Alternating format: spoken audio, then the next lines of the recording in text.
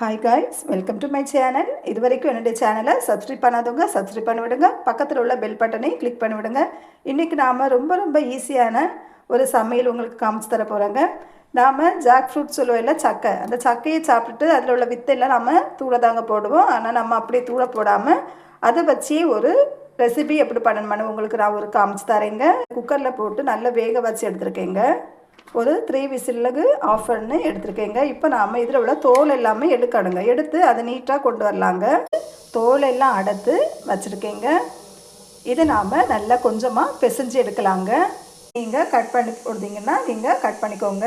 நான் கை வச்சே நல்லா கொஞ்சமாக பிசைஞ்சு தான் வச்சுருக்கேங்க. இப்போ நாம் ஒரு கடாய் எடுக்கலாங்க. அதில் 2 ஸ்பூன் அளவுக்கு எண்ணெய் சேர்த்துருக்கேங்க. பட்டை, பிரிஞ்ச் இலை, கிராம்பு, ஸ்டார் எல்லாம் போட்டு வதக்கிக்கோங்க.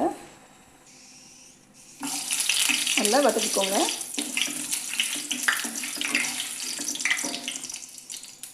கட் பண்ணி வச்சுருக்கிற வெங்காயத்தை சேர்க்கலாங்க.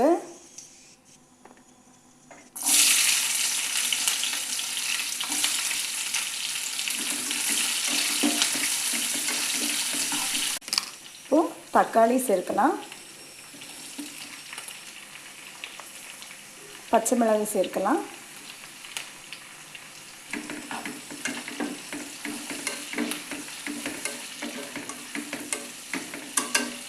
சுவைக்கு உப்பு சேர்க்கலாம்.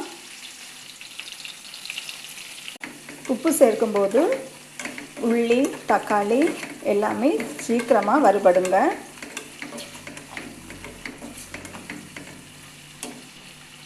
கட் பண்ணி வச்சுக்கிறேன் உருளைக்கிழங்க சேர்க்கலாங்க.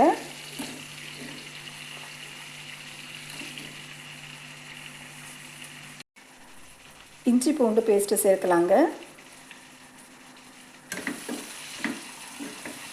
நல்ல வாசனை வருதுங்க.